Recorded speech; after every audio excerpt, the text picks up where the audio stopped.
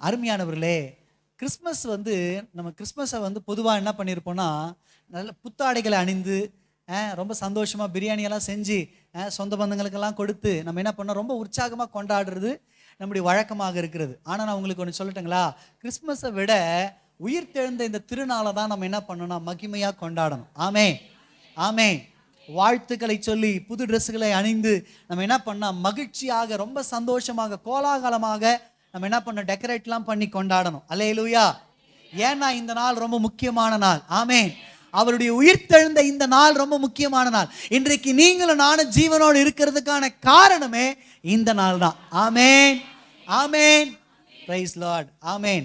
கர்த்தருக்கு மகிமை உண்டாகட்டும். கர்த்தருடைய வார்த்தைக்கு நேராய் நாம் கடந்து போகலாம். என்னோடு சேர்ந்து வெளிப்படுத்தின விசேஷம் 1ஆம் அத்தியாயம் 18ஆம் வசனத்தை நாம் வாசி கேட்கலாம். வெளிப்படுத்தின விசேஷம், மரித்தேன் ஆனாலும் இதோ சதா காலங்களிலும் உயிரோடு இருக்கிறேன். ஆமேன். நான் மரணத்திற்கும் பாதாளத்துக்கும் உரிய திறவுகோலை உடையவராக இருக்கிறேன். ஆமேன். ஒரு சத்தம், ஒரு அல்லேலூயா. கவனிங்க அருமையானவர்களே, இந்த உயிர்த்தெழுந்த திருநாளில் என்ன வார்த்தையை கர்த்தர் கொடுக்க போகிறார் என்று தேவ சமூகத்தில் நான் காத்திருந்தேன். ஆண்டவரே, உம்முடைய பிள்ளைகளுக்கு எங்க சபையாருக்கு என்ன வார்த்தையை வைத்திருக்கிறீங்கன்னு சொல்லி கர்த்தருடைய சமூகத்தில் நான் காத்திருந்த பொழுது ஆண்டவர் என் இருதயத்தில் வைத்ததான ஒரு வார்த்தை தான் இந்த வசனம். ஆமேன். பல முறை என் இருதயத்தில் வைத்து பல முறை என்கிட்ட பேசினதான ஒரு வார்த்தை தான் இந்த வெளிப்படுத்தல் 1:18. நான் திரும்பவும் உங்களுக்காக அதை வாசிக்கிறேன் பாருங்க. மரித்தேன் ஆனாலும் இதோ சதா காலங்களிலும் உயிரோடு இருக்கிறேன். ஆமேன். நம்முடைய இயேசு உங்களுக்காக எனக்காக மரித்தார், அது உண்மைதான். ஆமேன். ஆனா வேதம் சொல்லுகிறது, எப்படி அவர் மரித்து அடக்கம் பண்ணப்பட்டாரோ அதே போல மரணத்தை ஜெயமாக விழுங்கி அவர் உயிரோடு கூட எழுந்தார். அல்லேலூயா அல்லேலூயா. நம்முடைய தேவன் யார்னா ஜீவிக்கிற தேவன். ஆமேன். அவர் ஜீவனுள்ள தேவன். ஆமேன். கவனிங்க கவனிங்க. இந்த பூமியில, அதாவது வேதாகமத்துல நீங்க பாத்தீங்கன்னா அநேகரை இயேசு கிறிஸ்து என்ன பண்ணியிருக்கிறார்னா உயிரோடு கூட எழுப்பி இருக்கிறார். தம்முடைய வல்லமையை அனுப்பி அவர் என்ன பண்ணியிருக்கிறார், உயிரோடு கூட எழுப்பி இருக்கிறார். நீங்க பைபிள் முழுக்க பாத்தீங்கன்னா நிறைய பேர் அவர் என்ன பண்ணியிருக்கிறாருங்க. சிலரை நான் உங்களுக்கு காண்பிக்க விரும்புறேன். யாருன்னா லாசரு. மரித்து 4 நாள் ஆன பிறகு இயேசு அந்த லாசருவை கல்லறைக்குள்ள இருந்த அவனை உயிரோடு கூட என்ன பண்ணார்னா கொண்டு வந்தார். ஆமேன். மரணத்திலிருந்து அவன் என்ன பண்ணாங்க, எழுந்து வந்தான். நீங்க அதே போல எவிருவினுடைய மகளை பார்த்தீங்கன்னா தலித்தாகுமி என்று இயேசு கிறிஸ்து என்ன பண்றாருங்க, அவளை எழுப்புகிறத பார்க்க முடியும். நீங்க நாயினூர் விதவையினுடைய மகன், அவனை சுமந்து கொண்டு போகிறார்கள் பாடையில வைத்து. இயேசு அவருடைய துக்கம் அதிகம் என்று பார்த்து இயேசு என்ன பண்றாருன்னா பாடையை தொட்டு அவனை உயிரோடு கூட கொண்டு வந்தார். ஆமேன். நீங்க எலியாவின் காலத்துல பாருங்க, அதாவது சாரிபாத் ஊரினுடைய விதவினுடைய மகனை கர்த்தர் என்ன பண்றாருங்க, எலியாவை கொண்டு உயிரோடு கூட எழுப்புகிறார். எலிசாவின் காலத்துல சூனேமியாளுடைய அந்த ஊரை சேர்ந்த ஸ்ரீனுடைய மகளை ஆண்டவர் என்ன பண்றாருன்னா எலிசாவை கொண்டு உயிரோடு எழுப்புகிறார். பேதுருவை கொண்டு துர்காலை உயிரோடு எழுப்புகிறார். பவுலை கொண்டு என்னங்க, ஆமா, பிரசங்கத்தை கேட்டுட்டே இருந்து திடீர்னு என்ன பண்றாருங்க, அவரு மேல மாடியிலிருந்து விழுந்து இறந்து போறார். உடனே பவுல் கொண்டு வந்து அவருக்காக ஜெபம் பண்ணி என்ன பண்றாருங்க, உயிரோடு கூட எழுப்புறார். அருமையானவர்களே, இந்த வார்த்தை கேட்கிற கர்த்தருடைய பிள்ளைகளே, பைபிள்ல நிறைய பேர் மரணத்தை ஜெயித்தவர்கள் இருக்கிறாங்க. மரித்து பிற்பாடு உயிரோடு கூட எழும்பி வந்தவர்கள் இருக்கிறாங்க. அவர்களுக்கும் இன்றைக்கு உயிர்த்தெழுந்த இயேசுவுக்கும் என்ன வித்தியாசம் அப்படின்னு நீங்க கேட்டீங்கன்னா, அவர்களெல்லாம் மரணத்திலிருந்து எழுந்து வந்தது உண்மை. ஆனா ஒரு நாள் என்ன பண்ணிட்டாங்கன்னா அவங்க திரும்பவும் மரணத்தை சந்தித்தார்கள். ஆனா இயேசு கிறிஸ்து, மரணத்தை ஜெயித்த நம்முடைய ஆண்டவராக இயேசு கிறிஸ்து மரித்தது உண்மை, 3ஆவது நாள் உயிரோடு கூட எழுந்தது உண்மை. அந்த உயிரோடு எழுந்த இயேசு இனி மரிப்பதில்லை என்று வேதம் சொல்லுகிறது. அல்லேலூயா. சத்தமோர் அல்லேலூயா. உயிர்த்தெழுந்த இயேசு இனி மரிப்பதில்லை. அல்லேலூயா சொல்லிடுங்க. அததான் இந்த வசனத்துல பாருங்க, இயேசுவே சொல்றாரு, மரித்தேன் ஆனாலும் சதா காலங்களில் என்ன பண்ணிருக்கிறேன்னா உயிரோடு கூட இருக்கிறேன். நம்முடைய கர்த்தர் யாருன்னா சதா காலங்களிலும் உயிரோடு இருக்கிற ஆண்டவர். ஆமேன். சத்தமோர் ஆமேன். ரோமர் 6:9 சொல்லுகிறது, மரித்தோரில் இருந்து எழுந்த கிறிஸ்து இனி மரிப்பதில்லை என்று அறிந்திருக்கிறோம். மரணம் இனி அவரை ஆட்கொள்வது இல்லை என்று நம்ம பார்க்கிறோம். ஆமென். மரணம் இனி அவர் என்ன பண்ண முடியாதுங்க, சத்தமா சொல்லுங்க, ஆட்கொள்ள முடியாது. மரணம் இனி அவரை மரிப்பதற்கு நேரம் நடத்த முடியாது. மரணம் இனி அவரை கட்டி வைக்க முடியாது. காரணம் என்னன்னா, அவர் மரணத்தை ஜெயமாக விழுங்கினார். ஆமென். ஒரு அல்லேலூயா. வெளிப்படுத்தல் 4:9 பாருங்க. மேலும் சிங்காசனத்தின் மேல் வீற்றிருந்து சதா காலங்களிலும் உயிரோடு இருக்கிறவர்களுக்கு அந்த ஜீவன்கள் மகிமையும் கனத்தையும் ஸ்தோத்திரத்தையும் செலுத்தும் போது அப்படின்னு பார்க்கிறோம். இங்க பாருங்க, பிதாவின் வலது பாரிசத்தில் வீற்றிருக்கிற ஆண்டவராகிய இயேசு கிறிஸ்துவை குறித்து வேதம் சொல்லுகிறது. அதாவது அவரை பத்தி என்ன சொல்லுதுன்னா, சதா காலங்களிலும் உயிரோடு இருக்கிறவர் என்று. ஆமென். நம்முடைய தேவன் யார்னா, மரித்து உயிர்த்து திரும்ப மரணத்தை சந்தித்தவர் அல்ல, அவர் சதா காலங்களிலும் உயிரோடு இருக்கிறவர். ஆமென். சத்தமோர் ஆமென். நம்முடைய தேவன் யார் இல்லைன்னா உயிரற்ற பொருள் அல்ல, அவர் யார்னா ஜீவன் உள்ளவர். அல்லேலூயா. மரித்து 3வது நாள் உயிரோடு கூட எழுந்த ஜீவனுள்ள தேவன் நம்முடைய தேவன். ஆமென். நீங்க மாறு தட்டி சொல்லணும், என்ன தெரியுமா, என் கர்த்தர் ஜீவனுள்ளவர் என்று. ஆமென். மரணத்தை ஜெயித்தவர் அவர். ஆமென் சொல்லுங்க. இந்த நாள் எப்படிப்பட்ட நாள் தெரியுங்களா? உங்கள் துக்கம் சந்தோஷமாய் மாறுகிற நாள், உங்க கண்ணீர் மாற்றப்படுகிற நாள். இந்த நாள் வெற்றியின் நாள். அல்லேலூயா. காரணம், மரித்த இயேசு உயிரோடு கூட எழுந்தார். அவர் சதா காலங்களிலும் உயிரோடு கூட இருக்கிறவர். ஆமென். அல்லேலூயா. அல்லேலூயா. என்ன கவனிங்க. இது யாருக்கு எந்த சிச்சுவேஷன்ல சொல்லப்பட்ட வார்த்தை அப்படின்னு நீங்க கொஞ்சம் இதோட பேக்ரவுண்டை பார்த்தீங்கன்னா உங்களுக்கு இன்னும் ஆழமா இந்த வசனம் புரியும். என்ன கவனிங்க. அதாவது கிறிஸ்து மரித்து உயிர்த்து அவர் பரமேறின பிற்பாடு கிட்டத்தட்ட நான் நினைக்கிறேன் கிபி 90களில் நீங்கள் பார்த்தீங்கன்னா எல்லா அப்போஸ்தலர்களும் பொதுவாக ரத்த சாட்சியாக மரித்து கொண்டிருக்கிற சூழ்நிலை. ஏன்னா அந்த ரோம அரசன் இருக்கான் பாருங்க, டொமிஷியன் அவன் பேர். அவன் என்ன பண்ணுறான்னா, கிறிஸ்துவங்க வளரக்கூடாது என்பதற்காக, கிறிஸ்துவம் இந்த பூமியில் பரவக்கூடாது என்பதற்காக எல்லா கிறிஸ்தவங்களையும் நொறுக்குகிறதையும் அவங்கள துன்புறுத்துகிறதையும் நீங்கள் பார்க்க முடியும். எனக்கு கவனிங்க. இந்த வகையில் எல்லா சீஷர்களும் புறப்பட்டு போய் அங்கங்கே இயேசுவினுடைய சுவிசேஷத்தை அறிவிக்கிறது மூலிமா அவங்க எல்லாம் ரத்த சாட்சியாக மரிக்கிறாங்க பாருங்க. இப்போ எபேசு சபையில யோவான் என்ன பண்றாருன்னா, தேவனுடைய ஊழியத்தை அற்புதமா செய்து கொண்டு வராரு பாருங்க. இந்த டொமிஷியன் என்ன பண்றான்னா, அந்த ரோம அரச அந்த ராஜா என்ன பண்றான்னா, இந்த யோவானை எப்படியா கொல்லணும், இந்த யோவானை எப்படியா என்ன பண்ணும், கிறிஸ்துவை விட்டு பிரிக்கணும் என்பதற்காக அவனை கட்டி போட்டு அடிக்கிறாங்க பாருங்க. அடிச்சா அவன் செத்துருவான்னு பாக்குறாங்க. ஆனா என்ன ஆகலாம, சத்தமா சொல்லுங்க, சாகவே இல்லை. என்னடா இவன் சாகலையன்னு சொல்லி அவனை கட்டி வச்சு நெருப்பெல்லாம் கொளுத்துறாங்க பாருங்க. அந்த நெருப்புலயே அவன் என்ன பண்ணலீங்க, சாகலை. சரித்திரம் சொல்லுகிறது, பிற்பாடு அவன் என்ன பண்ணானா, கொதிக்கிற பெரிய கொப்பரையில எண்ணெய் இருக்கும் பாருங்க, எண்ணெய் கொப்பரையில இந்த யோவானை தூக்கி போட்டாங்களாம் பாருங்க. அவர் பாவம் மீனை போல துள்ளி கொண்டு வெளியே வந்தார். ஆமென். அல்லேலூயா. வேதம் சொல்லுங்க, நீ தண்ணீர்களை கடக்கும் பொழுது நான் கூட இருக்கிறேன், நீ ஆறுகளை கடக்கும் பொழுது அவைகள் உண்மையில் புரளுவதில்லை, நீ ஆக்கினியில நடக்கும் பொழுது நீ வேக. அதுதாங்க வாக்கு தத்துவம். அது அப்படியே யோவானுடைய வாழ்க்கையில் நடக்குது பாருங்க. உடனே இந்த டொமிஷியன் பார்க்கிறான், என்னடா இவனை எது பண்ணாலும் இவன் என்ன பண்ண மாட்டேன்றான், சாக மாட்டேன்றானே, இவனை ஒண்ணுமே பண்ண முடியலன்றதுக்காக அவன் என்ன பண்றான்னா, இந்த யோவானை நாடு கடத்துறான் பாருங்க. நாடு கடத்தி இப்ப எங்க கொண்டு வரான்னா, ஒரு தீவுக்குள்ள கொண்டு வந்துட்டான். எங்க கொண்டு வந்துட்டாங்க? ஆமா, இந்த தீவுக்குள்ள கொண்டு வந்த உடனே இப்போ யோவானுக்குள்ள மிகப்பெரிய ஒரு கேள்வி. என்ன கேள்வினா, அங்கேயாச்சு பரவாயில்ல, 4 பேர் இருந்தாங்க, ஏதோ ஒன்று பேசலாம், ஏதோ ஒரு நாட்கள் போச்சு. இப்போ இவன் என்ன ஆயிடுச்சுன்னா, ஒரு தனி தீவுல கொண்டு வரப்படுகிறான். கொண்டு வந்த உடனே அங்க அவனோடு பேசுவதற்கு உரையாடுவதற்கு யாருமே இல்லை. ஒரு தனித்தீவு. அங்க இருந்ததெல்லாம் என்னதான் அப்படின்னு பார்த்தீங்கன்னா, இதுக்கு முன்னாடி நாடு கடத்தி கொண்டு வந்த அந்த மனிதனுடைய பணங்களும் கல்லறைகளும் அவங்களுடைய எலும்பு கூடுங்களும் தான் இருக்குது பாருங்க. இதை பார்த்த உடனே யோவானுக்கு மிகப்பெரிய ஒரு பயம் வருது. ஐயோ, ஆண்டவர் அங்கிருந்து காப்பாத்திட்டாரு, அப்புறம் எண்ணெயிலிருந்து காப்பாத்திட்டாரு, இப்போ இங்க போட்டானே, நம்ம வாழ்க்கை இப்படியே முடிஞ்சிருமா, நம்ம வாழ்க்கை இப்படியே போயிடுமா அப்படின்ற மிகப்பெரிய ஒரு மரண பயத்துல அவன் ஆழ்ந்திருந்தான் பாருங்க. இப்பொழுது வேதம் சொல்லுகிறது, இந்த பத்மு தீவில அவன் தனித்திருந்த அந்த தீவில, மரண பயத்தோடு கூட இருந்த அந்த தீவில இயேசு அவனை சந்தித்தார் என்று. ஆமென். சத்தமோர் ஆமென். கவனிங்க. உயிர்த்தெழுந்த பிற்பாடு இயேசு அநேகரை சந்தித்திருக்கிறார். நீங்க விசேஷமா பார்த்தீங்கன்னா மரியாளை சந்தித்து அவளுடைய துக்கம் அதிகம்னு கர்த்தர் தெரிந்து பிதா கிட்ட போறதுக்கு முன்னாடியே இவளை மீட் பண்ணிடுறாரு. ஏன்னா அதுக்கப்புறம் விட்டா அவன் என்ன பண்ண மாட்டா, தாங்க மாட்டான்றதுக்காக அவளை முன்னதாக என்ன பண்றன்னா உயிர்த்தெழுந்த வல்லமையோடு கூட மரியாளை சந்தித்து இயேசு மரியாளை தேற்றுகிறார். ஆமேன், ஆமேன். என் கூட சத்தமா சொல்லுங்க.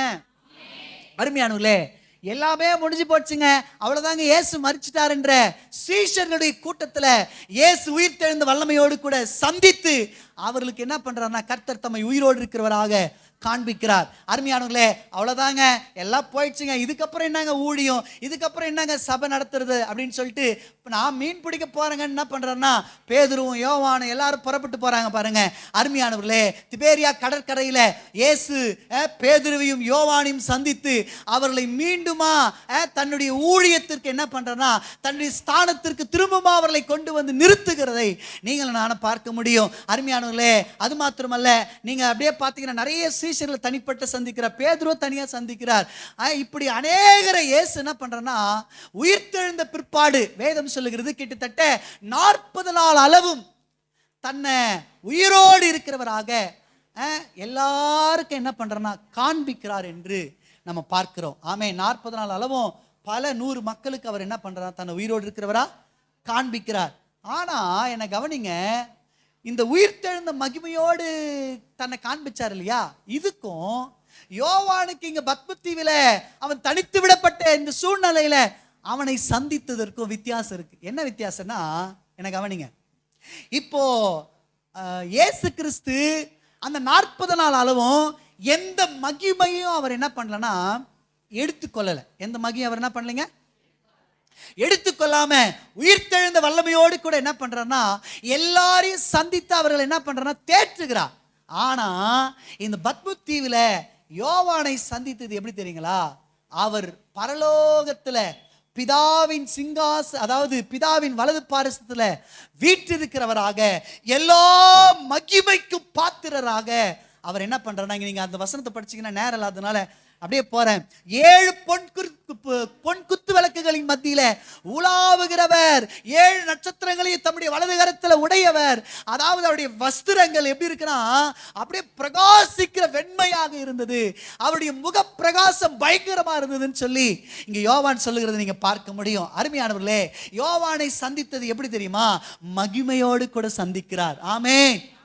இந்த உயிர்த்தெழுந்த நாளுடைய ஸ்பெஷல் என்ன தெரியுங்களா அருமையானவர்களே, ஒருவேளை அதாவது மற்ற எல்லாருக்கும் அவர் எப்படி தன்னை காண்பித்திருப்பார்னா இந்த உயிர்த்தெழுந்த வல்லமையோடு கூட தன்னை வெளிப்படுத்தி இருக்கலாம். ஆனா நம்ம சபைக்கு என்ன ஸ்பெஷல் தெரியுங்களா, யோவானுக்கு எப்படி ஸ்பெஷலா தம்முடைய மகிமையில தன்னை வெளிப்படுத்தினாரோ, தம்முடைய வல்லமையோடு கூட தன்னை வெளிப்படுத்தினாரோ, சபைக்கு இன்றைக்கு இந்த வார்த்தை கேட்கிற கர்த்தருடைய பிள்ளைகளே, உங்களுக்கு இந்த உயிர்த்தெழுந்த நாளுடைய ஸ்பெஷல் என்ன தெரியுமா, அவருடைய மகிமையோடு கூட தன்னை அவர் வெளிப்படுத்துகிறார். ஆமென். சத்தமா ஆமென். நீங்க கூட ஒருவேளை யோவானை போல உங்க சிச்சுவேஷனே ரொம்ப மோசமான சிச்சுவேஷன்ல அமர்ந்திருக்கலாம். பிரதர், எங்க வாழ்க்கையில யோவானை போல நாங்களும் நெருக்கப்பட்ட சூழ்நிலையில வந்திருக்கிறோம் பிரதர், மரண பயத்தில் இருக்கிறோம் பிரதர். அவருக்கு மரண பயம், நமக்கு நிறைய பயம், கடங்காரம் மேல பயம், நம்ம வாழ்க்கையை குறித்து பயம், எதிர்காலத்தை குறித்து பயம், வேலை கிடைக்கலன்ற பயம், இப்படி பல பயங்களோடு கூட நீங்க இங்க இந்த ஆராதனைக்கு வந்திருக்கலாம். அருமையானவர்களே, யோவானை போல தனித்து விடப்பட்ட சூழ்நிலையில இந்த ஆராதனைக்கு வந்திருக்கலாம். அந்த தனித்து விடப்பட்ட சூழ்நிலையில யோவானை பார்த்து தேற்றி தம்முடைய மகிமையை வெளிப்படுத்தினவர், தம்முடைய நாமத்தை வெளிப்படுத்தினவர் இந்த ஆராதனைக்கு அதே மகிமையோடு வந்திருக்கிறார். ஆமென். அவர் சொல்றது என்ன தெரியுங்களா, மரித்தேன் ஆனாலும் சதா காலங்களிலும். ஆமென். அல்லேலூயா. அவர் உயிரோடு இருக்கிற தேவன் அவர். ஆமென். அது சொல்லிட்டு அப்படியே வெறுமனே விடல, அந்த வசனத்தை நீங்க அப்படியே பார்த்தீங்கன்னா அவர் சொல்றாரு, நான் மரணத்திற்கும் பாதாளத்துக்கும் உரிய. ஆண்டவர் என்ன சொல்ல விரும்புறாரு தெரியுங்களா யோவானை பார்த்து, யோவானே உனக்கு புரியலையா, உன்னை டொமிஷன் ஏற்கனவே கட்டி போட்டு கொல்ல பார்த்தான், அங்க உன் ஜீவனை நான் பாதுகாத்தேன். உன்னை நெருப்பை வச்சு எரிக்க பார்த்தான், அங்கேயே நான் உன் ஜீவனை பாதுகாத்தேன். உன்னை எண்ணெய் கொப்பரையில போட்டு உன் ஜீவனை எடுக்கும்படி பார்த்தான், அங்கேயே நான் என்ன பண்ண உன்னை பாதுகாத்தேன். இந்த பத்மத்தீவிலே அவனை விட்டுருவேன், உன்னை வெறுமையாவா விட்டுருவேன்னு சொல்லி கர்த்தர் அவனை தேற்றுகிறார். ஆமென். அருமையானவர்களே, உங்களை பார்த்தும் கர்த்தர் அதே போல பேசுறாருங்க. இது வரைக்கும் உன்னை உயிரோடு காப்பாற்றணும் இல்லையா? உனக்கு இது வரைக்கும் வேண்டிய ஆகாரத்தை கொடுத்தேன் இல்லையா? உன்னை இம்மட்டுமா பாதுகாத்தேன் இல்லையா? என் கிருபையை உனக்கு தந்தேன் இல்லையா?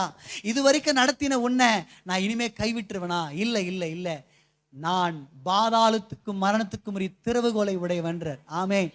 அப்படின்னா என்ன தெரியுங்களாங்க? என்னை இல்லாம உன் முடிய கூட ஒருத்தனால தொட முடியாதுறான்றார். அல்லேலூயா. உங்க முடியெல்லாம் அவர் எண்ணி வைத்திருக்கிறார். ஆமென் சொல்லுங்க. நீங்க ரொம்ப ஸ்பெஷல்ங்க. உங்க மேல அவர் பயங்கர கரிசனையை வச்சிருக்கிறார். நான் எப்பவுமே சொல்லுவேன், அவர் எல்லாரையும் விட நம்ம ராமாலியை கொஞ்சம் எக்ஸ்ட்ராவே நேசிக்கிறார். அல்லேலூயா. உங்கன்னா ரொம்ப உங்களன்னா நம்மளன்னா அவருக்கு ஒரு படி கொஞ்சம் இஷ்டம் அதிகம். அல்லேலூயா. அதனாலதான் மற்ற எல்லா சபைகளும் அவருடைய உயிர்த்தெழுந்த வல்லமையை பிரசங்கித்துக் கொண்டிருக்கும் பொழுது நமக்கு மட்டும் என்ன ஸ்பெஷல் தெரியுமா? பத்மு தீவில யோவானை சந்தித்து மகிமையை காண்பித்தவர், மகிமையின் பிரசனத்தோடு அவரை தேற்றின அந்த மகிமையில இன்றைக்கு நம்ம சபைக்கு வந்திருக்கிறார். ஆமென். அல்லேலூயா. இந்த வசனத்துல பாருங்க, யோவான் கிட்ட ஆண்டு சொல்றார், என்ன சொல்றன்னா, மரித்தேன் ஆனாலும் சதா காலங்களிலும் உயிரோடு இருக்கிறேன். ஆமென். கவனிங்க அருமையானவர்களே, அவர் சதா காலங்களிலும் உயிரோடு இருக்கிறவர் என்கிற அந்த நாமத்தை பெறுவதற்கான காரணம் என்ன தெரியுமா? அவர் மரணத்தை ஜெயித்தார், மரணத்தை ஜெயமாக விழுங்கினார். அல்லேலூயா. ஆமீன் சொல்லுங்க. மரணம் அவரை கட்டி வைக்க முடியல, பாதாளம் அவரை கட்டி வைக்க முடியல. ஆமேன். கவனிங்க, கல்லறைகள் எத்தனையோ பேரை, எத்தனையோ மன்னர்களை, எத்தனையோ அதாவது என்ன சொல்றதுன்னா சயின்டிஸ்டுகளை, எத்தனையோ பெரிய பெரிய ஆட்களை அப்படியே, அதாவது அவங்களுக்கு அந்த அந்த கல்லறைக்குள்ள வந்துட்டாங்கன்னா போதும், வெளியே அனுப்பவே அனுப்பாது. அது அப்படியே உள்ளவே வச்சு அது என்ன பண்ணிடும், அவங்க வாழ்க்கை அப்படியே முடிச்சிடும், அவங்கள எதுவுமே இல்லாத மாதிரி ஆக்கி விட்டுரும். ஆனா ஒருவர் கல்லறைக்குள்ள வந்தார். கல்லறை நினைச்சது இவரையும் நம்ம என்ன பண்ணிடலாம், ஒன்னும் இல்லாம ஆக்கிடலாம் நினைச்சது. அருமையானவர்களே, கல்லறை காலியானது தான் நம்ம பார்க்க முடியும். ஆமேன். வேதம் சொல்லுகிற அவர் இங்கே இல்லை. என்ன சொல்றாங்க? கல்லறையில் இப்படி எழுதி போட்டிருக்கிறாங்க. ஒருவேளை நான் நினைக்கிறேன் அந்த கல்லறை நம்ம எல்லாம் எப்படி ஐடி கார்டு போட்டிருப்போம், அது மாதிரி ஒரு ஐடி கார்டு போட்டிருக்கு. என்ன ஐடி கார்டு போட்டிருக்குமா? அவர் இங்கே இல்லை, அவர் உயிர் தெழுந்தார் என்று. அல்லேலூயா. அவர் மரணத்தை ஜெயித்தார். அதனால்தான் அவர் சதா காலங்களிலும் உயிரோடு இருக்கிற என்கிற நாமத்தை பெற்றுக்கொண்டார். ஆமேன் சொல்லுங்க. எல்லாம் சொல்லுங்க. மரணத்தை ஜெயித்தார், மரணத்தை ஜெயித்தார். என்னை கவனிங்க, என்னை கவனிங்க. இந்த உயிர்த்தெழுந்தலுடைய செய்தி என்ன தெரியுங்களா? அவர் எப்படி ஜீவனுள்ளோரா மாறினாரோ, ஜீவனை உடையவராக மாறினாரோ, சதா காலங்களிலும் உயிரோடு இருக்கிறவராக மாறினாரோ, நம்மளையும் அப்படி மாற்றணும்னு தான் அவர் வந்தார், அடிக்கப்பட்டார், அடக்கம் பண்ணப்பட்டார், மூன்றாவது நாள் உயிரோடு கூட எழுப்பினார். ஆமேன் சொல்லுங்க. அவர் எப்படி மாறினாரோ உங்களை என்னை அப்படி மாற்றணுன்றதுக்காக தான் வந்திருக்கிறார். எப்படி பிரதர் மாறுறது? அவர் எப்படி மரணத்தை ஜெயித்தாரோ அதே போல நீங்களும் நானும் மரணத்தை ஜெயிக்கணும்னு கர்த்தர் விரும்புகிறார். ஆமேன்னு சொல்லிடுங்க. எனக்கு கவனிங்க, வேதாகமத்தில் 3 விதமான மரணத்தை, நிறைய காரியங்கள் இருக்கு. ஆனால் இன்னைக்கு சபைக்கு கர்த்தர் கொடுத்த வார்த்தை மட்டும் நான் சொல்ல விரும்புகிறேன். பாருங்க, சுருக்கமாக கொஞ்சம் வேகமாக போக விரும்புகிறேன். என்னன்னா 3 விதமான மரணத்தை வேதம் பதிவிடுகிறத நீங்க பார்க்க முடியும். எல்லாம் சொல்லுங்க, எத்தனை விதமான மரணம்? 3 விதமான மரணத்தை பைபிள் நமக்கு காண்பிக்கிறது. முதல் மரணம் என்ன மரணம்னா ஸ்பிரிச்சுவல் டெத். எல்லாம் சொல்லுங்க, ஆவிக்குரிய மரணம். ஆவிக்குரிய மரணம். என்ன பிரதர் இது ஆவிக்குரிய மரணம் என கேட்டீங்கன்னா, அருமையானவர்களே, ஆவிக்குரிய மரணம் இங்க என்ன கவனிங்க. நம்ம உடம்புல என்னென்ன இருக்கு சொல்லிடுங்க. ஆவி இருக்கு, ஆத்துமா இருக்கு, சரீரம் இருக்கிறது. இந்த சரீரமானது மண்ணிலிருந்து எடுக்கப்பட்டபடியினால நம்ம மரித்த பிற்பாடு அது எங்க போயிடுங்க? மண்ணுக்கே போயிடும். நல்லா கவனிங்க. அடுத்தது இந்த ஆவியும் இந்த ஆத்துமாவும் இருக்கு பார்த்தீங்களா, அதுதான் நம்ம செய்கிற கிரியைகளுக்கு ஏற்ப அது தன்னுடைய பலனை என்ன பண்ணும்னா அடையும். ஆமென் பிரதர். நான் பீடி பிடிக்கிறேன்னு வச்சுங்க, தண்ணி அடிக்கிறேன்னு வச்சுங்க பிரதர், இதெல்லாம் மாம்சத்தில் செய்கிறது தானே பிரதர், அதுக்காகவா எங்களுக்கு ஆண்டவர் தண்டனை கொடுத்துருவார் அப்படின்னு நீங்கள் கேட்டிங்கன்னா, நீங்கள் நினச்சினுக்கிறீங்க இந்த மாம்ச கண்ணால் தப்பாக பார்த்துன்னுக்கிறேன் அப்படின்னு. இந்த மாம்ச கையால் தவறு செய்கிறேன்னு சொல்லி. அது செத்து போச்சுன்னா இது மாம்சம் மண்ணோட மண் அழிஞ்சிடும் இல்லையா? இந்த ஆவிக்கு எப்படி அது போய் சேரும்? இந்த ஆவி எப்படி அதை பெற்றுக்கொள்ளும்? இந்த ஆவி எப்படி அதுக்கான தண்டனை அனுபவிக்க நீங்கள் கேட்டிங்கன்னா டைம் இல்லாதனால நான் கொஞ்சம் வேகமாக போயிடுறேன். நீங்கள் ஐஸ்வர்யவான் லாசரு கதையை பார்த்தீங்கன்னா அதில் இந்த ஐஸ்வர்யவானை பற்றி வேதம் சொல்லும். என்னென்னா அவன் மிகப்பெரிய ஐஸ்வர்யவான், அவன் வந்து தேசத்தில் வாழறான், நல்லா சாப்பிட்டு சம்பூர்ணமாக இருந்தான்னு சொல்லி. அவன் வீட்டு வாசப்படியில் லாசருன்னு ஒருத்தர் இருந்தான். அவன் பற்கள் நிறைந்தவன். நாய்கள் வந்து அவன் பற்களை சொல்லுங்க நக்கிட்டு அப்படின்னு பார்க்குறோம். இப்போது இவங்க 2 பேருமே மறிக்கிறாங்க. மறித்து ஐஸ்வர்யவான் எங்கே போனார் சொல்லுங்க? நரகத்துக்கு போனார் சொல்லப்படுதா? லாசர் எங்கே போனாருங்க சொல்லுங்க? பரலோகத்துக்கு போகிறார். இப்போ நீங்கள் அந்த கான்வர்சேஷனை பார்த்தீங்கன்னு வச்சுங்களேன், அங்கே நடக்கிற உரையாடலை பார்த்தீங்கன்னு வச்சுங்களேன், இந்த ஐஸ்வர்யவான் என்ன பண்ணுவார்னா தூரத்தில் இருக்கிற லாசரை பார்ப்பார். ஆபிரகாம் மடியில் இலைப்பாரி கொண்டிருக்கிற லாசர் என்ன பண்ணுறாரு? அவர் முதல்ல என்ன பண்ணுறாருங்க? பார்க்குறாரு. சொல்லுங்க ஏங்க, அவர் தான் அடக்கம் பண்ணிட்டாங்கல்ல, அவர் கண்ணு தான் மண்ணோட மண் ஆயிடுச்சுல, இப்போ எதிலங்க அவர் பார்க்குறாரு? அது என்னதுங்க? அவர் சொல்கிறாரு தாகமாக இருக்குதுன்றார். இந்த சரீரத்துக்கு தான் தாகம் எடுக்கும் சொல்லுங்க. ஐயோ நீங்கள் பெரிய ஜீனியஸ் தான், நான் இல்லைன்னு சொல்ல, அதை விட்டு நான் வந்து சிம்பிளாக கேட்டுங்க. தாகம் எடுக்குதுங்கக்கா நமக்கு வெயில் காலத்தில். தண்ணி குடிக்கிறீங்களா? தீருதா? அது நம்ம எல்லாம் என்ன நினச்சினுக்கிறோன்னா மாம்சத்தில் எடுக்கிற தாகம்னு நினச்சினுக்கிறோம். கரெக்டா? இல்லை இல்லை இல்லை. நம்ம சிந்திக்கிற சிந்தனையாகட்டும், அவன் வந்து தன் சகோதரர்களுக்காக வருத்தப்பட்டானா, ஐயோ அவங்கள நம்ம திருத்த முடியலையே, இந்த லாசரு போனாலாச்சும் திருந்துவாங்க அப்படின்றத ஃபீல் பண்ணுறாராம் பாருங்க. இந்த ஃபீலிங், இந்த மைண்ட் செட்டு, இந்த பார்க்கிறது, இது எல்லாமே ஆவியோடு சம்பந்தப்பட்டதாக இருக்கிறது. மாம்சம் இல்லை. நம்ம நினச்சினுக்கிறோம் பரலோகம் நம்மளை எப்படிங்க பார்க்குது? பரலோகம் நம்மளை ஆவிக்குரியவர்களாக பார்க்குது, உள்ளான மனுஷனுங்களாக பார்க்குது. நீங்கள் மாம்சத்தில் செய்கிற ஒவ்வொரு காரியமும் பரலோகம் எப்படி பார்க்குதுன்னா, தேவன் எப்படி பார்க்குறாருன்னா உங்கள் ஆவிக்குரியவர்களாக பார்க்குது. ஆமென்.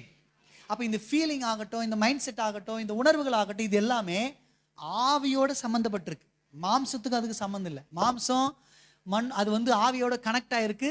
அது ஒரு நாள் மறிக்கும் பொழுது மண்ணோட மண்ணாக போயிடும். ஆனால் உங்களுடைய எல்லா காரியமும் எதோட சம்மந்தப்பட்டிருக்குதுங்க? சத்தமாக சொல்லுங்க.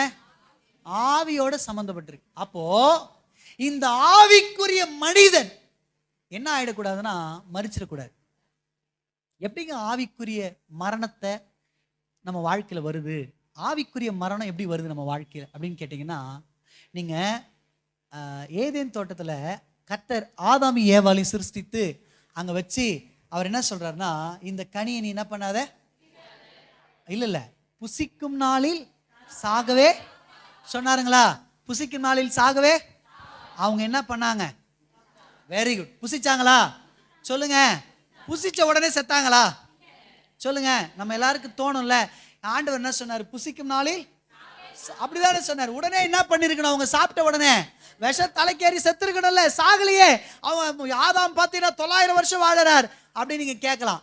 கவனிங்க அருமையானுலே, ஸ்பிரிச்சுவல் டெத் அப்படின்றது என்னன்னா அது மாம்சத்தில் வர்றது இல்லை, அது வந்து ஆவிக்குரிய உள்ள வர்றது. அப்படின்னா என்ன அர்த்தம்னா, எந்த ஒரு மனுஷன் தேவனை விட்டு பிரிகிறானோ, நீங்க பார்த்தீங்கன்னா அந்த பழத்தை சாப்பிட்ட உடனே தேவனோடு ஒன்றாயிருந்தவன், தேவனோடு உறவாடினவன், தேவனுடைய தோட்டத்தில் இருந்தவன், தேவனுடைய பாதுகாப்பில் இருந்தவன், தேவனுடைய ஆலோசனைக்குள்ள இருந்தவன், தேவனுடைய பார்வையில் இருந்தவன், இப்ப என்ன ஆயிடுச்சுன்னா தோட்டத்தை விட்டு தேவனை விட்டு வெளியே போகிறான். இதுதான் ஸ்பிரிச்சுவல் டெத். என்னதுங்க? சத்தமா சொல்லுங்க. இங்க பாருங்க, 7 வார்த்தை பேசினாங்க இல்லையா? 4வது வார்த்தை என்ன வார்த்தை? சத்தமா சொல்லுங்க. என் தேவனே என் தேவனே. இப்போ இதுக்குரிய ஆவிக்குரிய அர்த்தம் என்ன தெரியுங்களா? உலகத்தினுடைய மொத்த பாவமும் யார் மேல வந்துடுச்சு? இயேசு கிறிஸ்து மேல வந்ததுனால அங்க என்ன நடக்குதுன்னா, பிதாவை விட்டு கிறிஸ்து பிரிகிற ஒரு சூழ்நிலை வருது. இது வரைக்கும் தான் வாழ்க்கையில ஒரு நாள் கூட பிதாவை விட்டு, பரிசுத்த ஆவியானவர் விட்டு அவர் பிரிஞ்சதே இல்லை. ஆனா முதல் முறை சிலுவையில பிதாவை விட்டு பிரிகிற ஒரு அனுபவத்துக்குள்ள இவர் வரார். இன்னும் சாகல அவர், ஆனா ஸ்பிரிச்சுவல் டெத் அங்க நடக்குது. என்ன நடக்குதுங்க? ஆ இதுதான் முதல் மரணம்.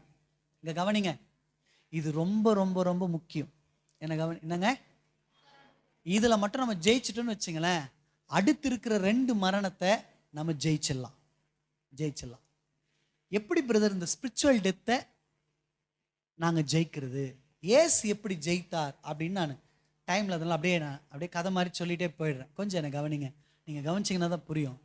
ஸ்பிரிச்சுவல் டெத்துனா என்னன்னு சொன்னேன், தேவனை விட்டு பிரியிறது. எந்த ஒரு மனுஷன் தேவனை விட்டு பிரியிறானோ, தேவன் இல்லாத வாழ்க்கையை வாழ்கிறானோ, அதுதான் ஸ்பிரிச்சுவல் டெத்.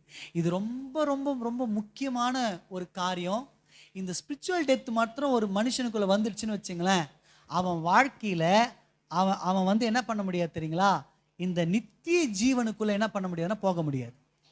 நித்திய ஜீவனுக்குள்ள எனக்கு கவனிங்க, ஆதாம் ஏவாளுக்குள்ள வந்தது என்னன்னா இந்த ஸ்பிரிச்சுவல் டெத்து தான் வருது.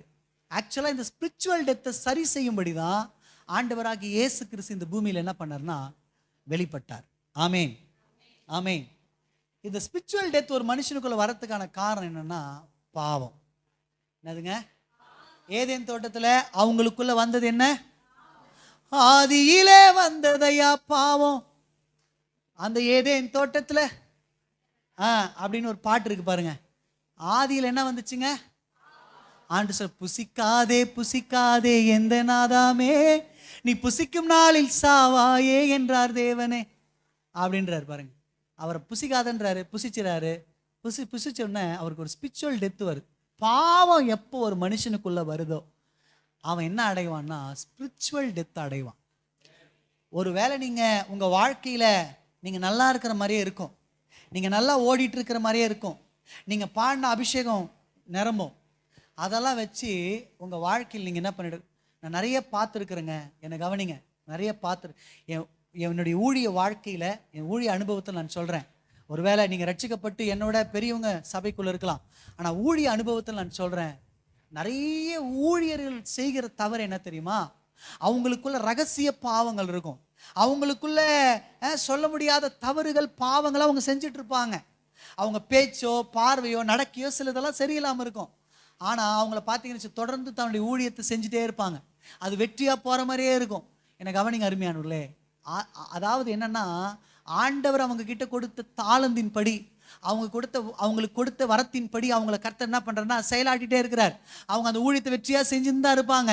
ஆனால் அவங்க யாரோட இல்லை தெரியுமா, தேவனோட இல்லை. ஏன்னா பாவம் இருக்கிற இடத்துல கர்த்தர் இருக்க மாட்டார். கிறிஸ்து கல்வாரி சிலுவையில தொங்கிட்டு இருக்கிறார்.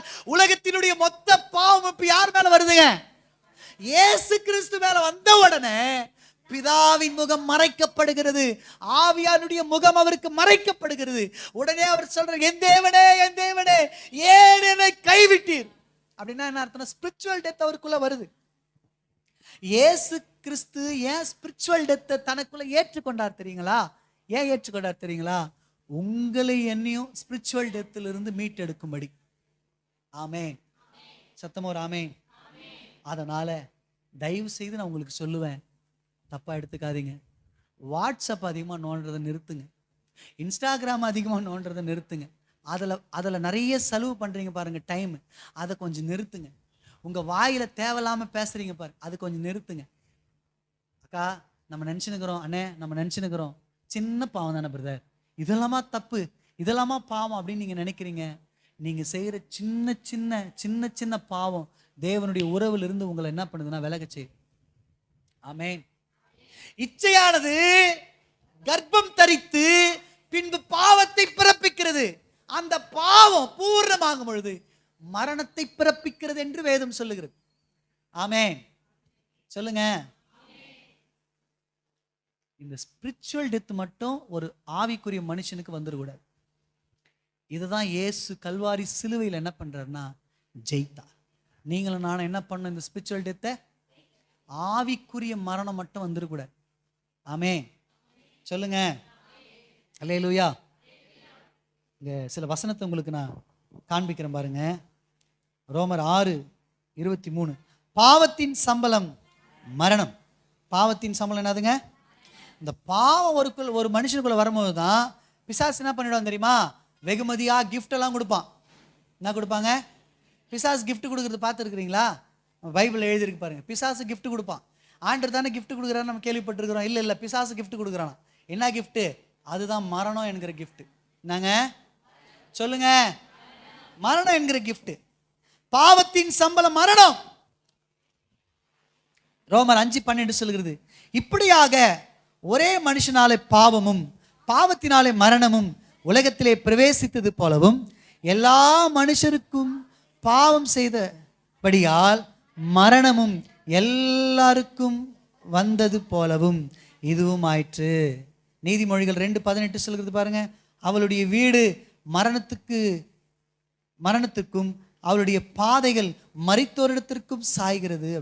அதாவது நீதிமொழிகள் 2:18 பரஸ்தியை பற்றி சொல்லப்படுகிற ஒரு வசனம். அது பரஸ்தியுடைய வீடு எப்படியாப்பட்ட வீடா? அவள் வீடு மரணத்துக்கு ஏதுவான வீடாம். அவள் பாதைகளாம் மரித்தோரிடத்திற்கு சாய்கிற ஒரு இடமா. நீதிமொழிகள் 7:7 வாசிக்கிற பாருங்க, அங்கே தந்திரமுள்ள ஸ்திரீயை பற்றி சொல்லப்படுகிறது. அவளுடைய வீடு பாதாளத்துக்கு போகும் வழி, அது மரண அறைகளுக்கு கொண்டு போய்விடும் அப்படின்னு சொல்லப்படுது. ஆமென் சொல்லுங்க, ஆமென். இந்த பாவத்துக்கு மாத்திரம் நம்ம என்ன பண்ணோம்? விலகி இருக்கணும். ஆமென். உங்க அவயங்களை நீங்க என்ன பண்ணணும்னா ஜாக்கிரதையா பாதுகாத்து நீங்க என்ன பண்ணணும்? இந்த ஆவிக்குரிய மரணம் நம்ம வாழ்க்கையில் வராதபடிக்கு நம்ம என்ன பண்ணணும்? காத்துக்கொள்ளணும். ஆமென். இயேசு இதை ஜெயிக்கிறார். எப்படி தெரியுமா ஜெயிச்சாரு? முந்தின ஆதாம் பாவம் செய்கிறவனாக வந்து மரணத்தை பிறப்பிச்சிட்டான் அந்த பூமியில. ஆனா பிந்தின ஆதாமாக்கி இயேசு கிறிஸ்து இந்த பூமிக்கு வந்து பாவமற்றவராக வாழ்ந்து மரணத்தை ஜெயித்தார். ஆமென். என்ன கவனிங்க. அதாவது மரணத்துக்கு ஒரே ஒரு வழிதான் இருந்துச்சு. என்னதுங்க? மரணத்துக்குள்ள ஒரே ஒரு வழி. மரணத்துக்குள்ள யாரெல்லாம் பிரவேசிக்கிறாங்களோ அவங்கெல்லாம் நேரா பாதாளத்துக்கு போயிடுவாங்க. பாதாளத்துல 2 அறைகள் இருக்கும். கொஞ்சம் நீதிமான வாழ்க்கை வாழ்ந்தாங்கன்னா அவங்களுக்கு மேல் தட்டு. அந்த மேல் தட்டில் பார்த்தீங்கன்னா, அதாவது என்ன சொல்றதுன்னா, அங்கே வந்து அக்னி இருக்காது, அங்கே வந்து பார்த்தீங்கன்னா பிரச்சனைகள் இருக்காது. அது வந்து நார்மலான ஒரு பிளேஸ். அதுக்கு கீழே ஒரு தட்டு இருக்கு. அந்த தட்டில் அதாவது என்ன சொல்றதுன்னா பயங்கரமான, நம்ம பைபிளில் வாசிக்கிறீங்க இல்லையா, அந்த பயங்கரமான காரியங்கள்லாம் இருக்கிற ஒரு இடம் தான் அந்த கீழ்த்தட்டு. ஒரே ஒரு வழிதான் இருந்துச்சு. ஆனா இயேசு பாவமற்றவராக அந்த மரணத்துக்குள்ள பிரவேசித்து புதிதும் ஜீவனுமான ஒரு பாதை என்ன பண்றாருன்னா உண்டாக்கிட்டார். மரணத்துக்குள்ள போய் என்ன பண்றாரு? ஒரு புதிய பாதையை சொல்லுங்க. உங்களுக்கு எனக்கு ஒரே ஒரு சான்ஸ் தான் கொடுக்கப்பட்டிருக்கு. அதுவும் இந்த கூட்டுக்குள்ள நம்ம இருக்கிற வரைக்கும் தான். ஆமென் சொல்லுங்க. நான் சொன்னேன் இல்லையா, இந்த ஐஸ்வர்யவான் அவன் பாதாளத்துக்கு போனதுக்கு அப்புறம் என்ன பண்றான்னா ஃபீல் பண்றான். எங்க போனதுக்கு அப்புறம் ஃபீல் பண்றான்? இப்படி பண்ணிட்டனே அப்படின்னு ஃபீல் பண்றான். ஐயோ, என் சகோதரர்லாம் இப்போ நரகத்துக்கு வந்துருவாங்களேன்னு ஃபீல் பண்றான். அவன் ஒரு வேளை இந்த கூட்டுக்குள்ள இருக்கும் பொழுது, சரீரத்துக்குள்ள இருக்கும் பொழுது ஃபீல் பண்ணியிருந்தான்னு வச்சுங்களேன், அவன் கண்டிப்பா நரகத்துக்கு போயிருக்க மாட்டான். நிறைய பேர் என்ன பண்றது தெரியுங்களா? உயிரோடு இருக்கும்போது, நீங்க பொதுவாக உலகத்துல பார்த்தீங்கன்னா உயிரோடு இருக்கும்போது பச்சை தண்ணி கூட மொண்டு கொடுத்துருக்க மாட்டாங்க. செத்ததுக்கு அப்புறம் பாருங்க பால் ஊற்றி நிற்பாங்க. ஆமேன். புது ட்ரெஸ்ஸாக எடுத்துட்டு வந்து போடுவாங்க. ஏண்டா உயிரோடு இருக்கும்போது ஒரு நயா பைசா கொடுத்து நீ உதவி செய்யல, ஒரு ஒரு ஒரு பண்டிகை கூட வந்து பார்த்ததில்லை, ஒரு நல்ல வார்த்தையை பேசுனதில்லை. செத்ததுக்கு அப்புறம் பார்த்துருக்குறீங்களா? செத்ததுக்கு அப்புறம் பார்த்தீங்கன்னா அவங்களுக்கு உழுந்து என்னென்னவோ செய்வாங்க. இந்த காரியம், இந்த தேவசெல்லாம் பார்த்தீங்கன்னு வச்சுங்களேன், பயங்கரமாக செய்வாங்க பாருங்க. மாலையெல்லாம் போடுவாங்க, விதவிதமாக என்னென்னவோ செய்து ஊரெல்லாம் கூப்பிட்டு சோற போடுவாங்க. அவங்க உயிரோடு இருக்கும்போது அதெல்லாம் செஞ்சிருந்தா அவங்க இன்னும் கொஞ்ச நாள் உயிரோடு வந்திருப்பாங்க பாருங்க. ஆமேன் ஆமேன். அருமையானவர்களே, ஆவிக்குரிய மரணம் மட்டும் ஒரு கிறிஸ்தவனுக்கு வரக்கூடாது. இதை ஜெயிக்கணும்னா இயேசுவின் அந்த உயிர் தெழுந்த மகிமை உங்களுக்கு தேவைப்படுது. ஆமேன். அவர் ஜெயித்தவர் நம்ம கூட இருக்கும்பொழுது அதை நம்ம ஜெயிக்க முடியும். ஆமீன் சொல்லுங்க. 2வது ஒரு மரணத்தை உங்களுக்கு காண்பிக்கிறேன். அது என்னன்னா பிசிக்கல் டெத்து. என்னதுங்க? எங்கூட சொல்லுங்க. சரீரத்தை விட்டு நம்முடைய ஆவி பிரிவது. இது நம்ம எல்லாருக்குமே தெரியும். பொதுவாக நம்ம உலகத்தில் நம்ம பார்க்கிற மரணங்கள். இந்த மரணம் என்னை கவனிங்க, வேகமாக போகிறேன். ஒரு மனுஷன் இந்த ஆவிக்குரிய மரணம் அடையாம அதில் ஜெயிச்சிட்டான்னு வச்சுங்களேன், அவன் வாழ்க்கையில் அடுத்து அவன் சந்திக்க போகிறது எதுனா ஃபிசிக்கல் டெத்து. ஆமாம் தானுங்க? சொல்லுங்க. என்ன பிரதர் நல்ல நாள் அதுமா கூட்டின்னு வந்துட்டு பிசிக்கல்ன்றீங்க, ஸ்பிரிச்சுவல்ன்றீங்க, ஒரே டெத்துன்றீங்க. பயமாகுது பிரதர் அப்படின்றீங்களா? பயப்படாதீங்க, பயப்படாதீங்க. கவனிங்க, கவனிங்க. இயேசு இந்த மரணத்தை ஜெயித்திருக்கிறார். நீங்களும் நானும் ஜெயிக்க போகிறோம். அதை சொல்கிறது, அதோடைய வெற்றியை நம்ம கொண்டாடும்படி தான் வந்திருக்கிறோம். ஆமென். சத்ரு மரணத்தை காமிச்சு நம்மளை பயமுறுத்தலாம். இல்லைங்க, இயேசு மரணத்தை ஜெயிச்சிருக்கிறார். அல்லேலூயா சொல்லுங்க. சரி, இதை மட்டும் நான் சொல்லிடுறேன், கவனிங்க. ஃபிசிக்கல், அதாவது ஒரு மனுஷனுடைய சரீரத்தை விட்டு ஆவி பிரிவது தான் என்னதுன்னா ஃபிசிக்கல் டெத்து, சரீர மரணம். என கவனிங்க, ஒரு மனுஷன் ஆவிக்குரிய மரணத்தை அடையாம ஜெயிச்சுட்டான்னு வச்சுங்களேன், அவன் தேவனோடு கூட இருக்கிற உறவுல அவன் நிலைத்திருந்துட்டான்னு வச்சுங்களேன், இந்த சரீரத்துல ஏற்படுகிற மரணத்தை அவன் ஜெயிச்சிருவான். ஆமென்.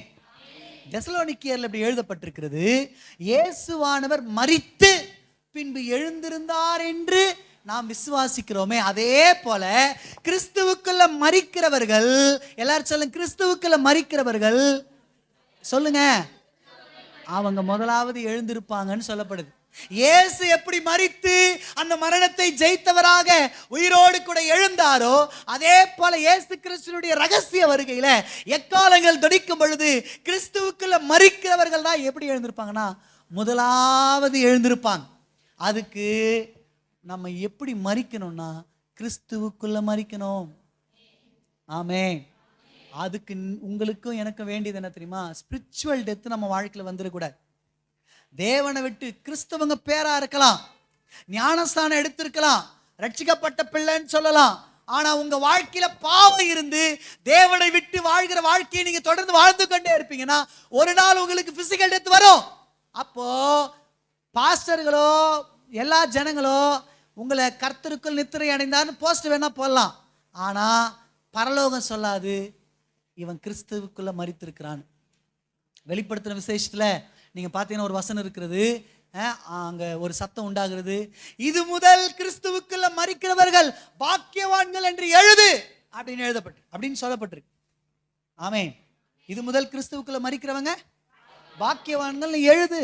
யோவான் எழுதுறாரு. அதை ஒரு மனுஷனுக்குள்ள ஸ்பிரிச்சுவல் டெத் வரலன்னா அவன் கிறிஸ்துவோடு கூட ஐக்கியத்தில் இருந்துட்டான்னு வச்சுங்களேன், அவன் சரியா இருந்துட்டான்னு வச்சுங்களேன், அவன் ஆவிக்குரிய வாழ்க்கையில எல்லா பாவத்தையும் ஜெயித்து. என்னை கவனிங்க, அதாவது உங்களுக்கு பாவ சோதனை வராதுன்னு நான் சொல்லலை.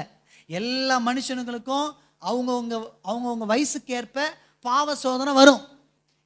ஊழியக்காரன் எனக்கே வருது, எங்களுக்கே வருது. நாங்கள் என்ன பண்ணுறோன்னா போராடி ஜெயிக்கிறோம். யாரும் ஒன்றும் மகா பெரிய பரிசுத்தவான்கள்லாம் யாரும் கிடையாது. இயேசுவை தவிர யாரும் பரிசுத்தவான்கள் கிடையாது. ஆமேன்னு சொல்லுங்க. ஓ, இவர் பெரிய பாஸ்டர்ப்பா, வெள்ளையாக போட்டுனுக்கிறாரு, அதனால் இவர் வெள்ளையாகவே இருப்பார்னு நினச்சிடாதீங்க. இல்லை, எங்களுக்கும் காக்காவும் குருவியும் தலை மேலே பறக்கும். என்னங்க பறக்கும், ஆனால் கூடு கட்ட விட்டுறக்கூடாது. பறக்கிறத அடித்து வெட்டுறது தான் எங்களுடைய வாழ்க்கை. நம்ம கிறிஸ்தவங்களுடைய வாழ்க்கை என்ன தெரியுங்களா? வருகிற போராட்டங்களை, ஏன்னா நம்ம இந்த மண்ணில் இருக்கிறோம், நம்ம இந்த சரீரத்தில் இருக்கிறோம், இந்த பாவ உலகத்தில் இருக்கிறோம். சத்துரு என்ன பண்ணுறோன்னா ஒவ்வொரு நாளும் நம்மளை எப்படின்னா விழத்தள்ளணும்னு பல போராட்டங்களை கொண்டு வரான். அது எல்லாத்தையும் போராடி ஜெயிக்கணும். ஆமீன் சொல்லுங்க. அப்போதான் உங்கள் வாழ்க்கையில் ஸ்பிரிச்சுவல் டெத்து வராது. அதில் ஜெயிச்சிட்டிங்கன்னா பொதுவான வாழ்க்கையில் நம்ம எப்போ வேணாலும் மரணம் அடையலாங்க. அந்த மரணம் நமக்கு எப்படி இருக்கும் தெரியுமா? கிறிஸ்துவுக்குள்ளே இருக்கும். கிறிஸ்துவுக்குள்ளே இருக்கும் பொழுது நம்ம அந்த மரணத்தை ஜெயமாய் விழுங்கி எழுந்திருப்போம், இயேசுவை போல. ஆமேன், ஆமேன். இந்த மரணத்துக்கு நிறைய பேரை, மரணம்னா என்னன்னு நான் சொல்கிறேன் பாருங்க. மரணம்னா இருள் அப்படின்னு வேதம் சொல்லுது. சங்கீதம் 23 பார்த்தீங்கன்னா மரண இருளின் பள்ளத்தாக்கில் அப்படின்னு எழுதுறார் தாவீது. மரணம்னா என்னதுங்க சொல்லுங்க? இருளே, இருட்டு. அதனால தான் அந்த மரணத்தை பார்த்தா ஐயோ அப்படின்னு பயப்படுறோம். ஆமீன் சொல்லுங்க. பைபிள் சொல்லுது, அப்போஸ்தலர் நடவடிக்கைகள் 2:24 மரணம் கட்டம். என்னதுங்க? அது நம்மளை கட்டிடும். சொல்லுங்க, மரணம்னா என்ன சொன்ன? எல்லாம் சொல்லுங்க சத்தமா. இருளே. ரெண்டாவது என்ன சொன்ன? அது ஒரு கயிறு, கட்டிடும். கட்டு, மரண கட்டு அப்படின்னு படிக்கிறோம் பாருங்க. மரண கட்டு. அது நீங்க 2 கொரிந்தியர் 15:26 பார்த்தீங்கன்னா மரணத்துக்கு ஒரு பேர் இருக்கு. என்னன்னா, மரணம்ன்றது சத்துருவான். நீங்க அதில் பார்த்தீங்கன்னா பரிகசிக்கப்பட வேண்டிய கடைசி சத்துரு மரணம் அப்படின்னு எழுதப்பட்டிருக்கு. என்னதுங்க? மரணத்துக்கு என்ன பேருங்க? சத்துரு. முதல்ல என்ன சொன்ன? அது ஒரு இருள். ரெண்டாவது என்ன சொன்ன? கட்டு, அது நம்மளை கட்டி போட்டுரும். மூணாவது என்ன சொல்ற? சொல்லுங்க, சத்துரு. சத்துரு. 4வது சொல்றேன், மரணம்ன்றது என்னன்னா 1 கொரிந்தியர் 15:56 சொல்லப்படுகிறது, கூர். என்னதுங்க? மரணமே உன் கூர் எங்கே, பாதாளமே உன் கேட்குறோம் இல்லையா, படிக்கிறோம் இல்லைங்களா? கூர். கூர்னா என்ன அர்த்தம்னா கொடுக்குன்னு அர்த்தம். மரணத்துக்கு என்ன இருக்குதுங்களாங்க? சொல்லுங்க. அதனால தான் அதை பார்த்த உடனே நம்ம பயப்படுறோம். அதை அதோடைய வேதனை அதிகம். ஆமென். இயேசு கெத்செமனே தோட்டத்தில் ரத்தத்தின் அந்த வேர்வையெல்லாம் ரத்தத்தின் பெருதுளிகளாக மாறுச்சுன்னு நம்ம பார்க்குறோம். ஆக்சுவலாக டாக்டர்ஸ் என்ன சொல்கிறாங்கன்னா, என்னை கவனிங்க, அவர் அந்த அளவுக்கு மரண ஆக்கினையை அடைந்தார் என்று. சயின்டிஃபிக்காக சொல்லணும்னா எப்போ தெரியுமா வேர்வைக்கு பதிலாக ரத்தம் வரும்? ரத்த நாணங்கள் அதெல்லாம் வெடிக்கும் போது தான் வரும். எப்போங்க அது வெடிக்கும்? எப்போ தெரியுமா வெடிக்கும்? ஹை பிபி ஏறும் போது தான். அப்போ இயேசு கிறிஸ்து கெத்செமனே தோட்டத்தில் எந்த அளவுக்கு பிபி ஏறி இருந்தா, எந்த அளவுக்கு அவர் வியாகுலப்பட்டிருந்தா, எந்த அளவுக்கு அவர் டிப்ரெஸ் ஆயிருந்தா, ரத்த நாணங்கள்லாம் வெடித்து ரத்தத்தின் அந்த வேர்வை குழாய்க்குள்ள இருந்து வேர்வை வராமல் ரத்தங்கள் வரும். எந்த அளவுக்கு அப்போ அந்த மரணம்ன்றது ரொம்ப கொடுக்கு அப்படின்னா அர்த்தம் கொட்டுறது. எப்படி குழவி கொட்டினா நமக்கு வலிக்கும், அந்த மாதிரி ஒரு வலியை ஏற்படுத்தக்கூடியது, வேதனை ஏற்படுத்தக்கூடியது. ஆமென். இயேசு கல்வாரி சிலுவையில் இதெல்லாம் ஜெயிச்சாருங்க. அல்லேலூயா. அதனால தான் பாடுறோம், சாவின் கூர் உடைத்தாராம். ஆமென். இந்த மரணம் கொடுக்கோட வருது, வந்து இயேசுவை கொட்டிட்டு போயிடலான்னு வந்து கொட்டுது பாருங்க. கொடுக்கு என்ன ஆயிடுச்சுன்னா மாட்டிக்கிச்சு. இந்த குழவிக்கெல்லாம் கொடுக்கு இருக்கு பாருங்க, அது வந்து எதுக்காகனா அதுதான் அதுக்கு மூக்கு, அதில் தான் அது சுவாசிக்கும், அதில் தான் அது பூவில் இருக்கிற தேனெல்லாம் எடுத்து சாப்பிடும். இப்போ என்ன ஆயிடுச்சுன்னா, ஒருத்தர் கொட்டிச்சுன்னு கொடுக்கு மாட்டிக்கிச்சுன்னு வச்சுங்களேன், நம்மக்கிட்ட கொடுக்கு வந்துச்சுன்னா அதோட அதுக்கு சுவாசிக்கிறதுக்கான மூக்கு இருக்காது, செத்து போயிடும் அது. ஆமென். இந்த மரணம் கூட கொடுக்கு வச்சுன்னு வருது. யாரை கொல்றதுக்கு? இயேசுவை கொல்றதுக்கு வந்து கொட்டிச்சு பாருங்க. அவர் யாருன்னா மரணத்தை ஜெயித்த வல்லவர் அல்லவா? அவர் பெரியவர் அல்லவா? அவரை கொட்ட உடனே மரணத்துக்கே மரணம் வந்துடுச்சு. ஆமென். மரணத்துக்கே மரண அடி அடிச்சவர், சாவு மணி அடிச்சவர் யாருன்னா இயேசு தான். அல்லேலூயா சொல்லுங்க. மரணம் செத்து போச்சுங்க. மரணத்தில் இப்போ என்ன இல்லை தெரியுமா? வலி இல்லை. காரணம் அவர் அந்த வலியை ஏற்றுக்கொண்டு. கவனிங்க, நம்ம வாழ்க்கை ஒரு வேளை மரணத்துக்கு நேராய் பிரவேசித்து நித்தியத்துக்கு போகலாம், அல்லது இயேசு வரும்பொழுது அப்படியே நம்ம என்ன பண்ணலாம்? எப்படி பண்ணலாங்க? மறுரூபமா, திருஷ்டாந்திரமா. அதுக்கு தான் எழுதப்பட்டிருக்கு. எலியா எப்படிங்க எடுத்துக்கொள்ளப்பட்டாரு? உயிரோடு கூட எடுத்துக்கொள்ளப்பட்டார். ஏனோக்கு எப்படி எடுத்துக்கொள்ளப்பட்டார்? சொல்லுங்க. தேவனோடு கூட அப்படியே போயிட்டு சஞ்சரித்து அப்படியே எடுத்துக்கொள்ளப்பட்டார். ஒருவேளை அப்படி நம்ம என்ன பண்ணலாம்? எடுத்துக்கொள்ளப்படலாம், அல்லது நம்ம மரணத்துக்கு நேராக பிரவேசித்து எடுத்துக்கொள்ள, எப்படியோ ஒண்ணுங்க. ஆனா உங்களுக்கு ஒன்று சொல்லட்டுமா? மரணத்துக்குள்ள நீங்க பிரவேசிக்கிறீங்கன்னா உங்களுக்கு என்ன இருக்கா தெரியுமா? மரணத்தினுடைய கொடுமை இருக்காது.